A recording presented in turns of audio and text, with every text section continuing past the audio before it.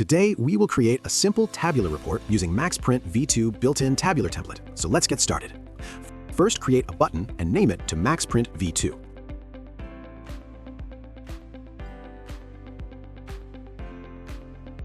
Now add a dynamic action and name it as you like. We are choosing tabular template in this demo.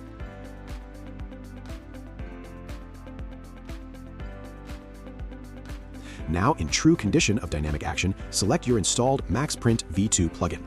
Now go to the plugin settings. For action, we will use Create option, which is used for creating a template. For data source type, we will select SQL query. For SQL type, we will use Simple SQL. MaxPrint v2 also supports JSON Object SQL and Cursor SQL. Now we write our query in Query section. For convenience, we are just pasting it. Now we save and run. In our Apex application, click on MaxPrint v2 plugin button we just created. We are now redirected to our MaxPrint designer page. Here we can see multiple built-in templates which matches the provided data structure. We will use the built-in tabular template in this demo. We can see that all our data from our query is available on the canvas. We can make changes as per requirements, but here, no changes are required. Now press the Preview button to preview your report and save it.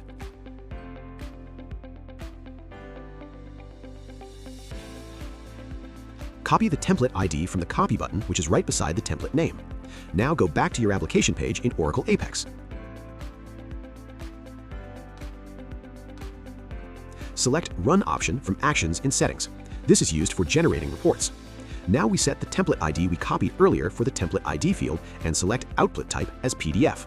Set output file name to Tabular Template Report. For output method, we select Download to download the PDF report.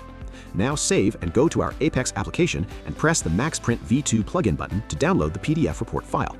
Open the PDF report. Thank you for watching. Happy reporting!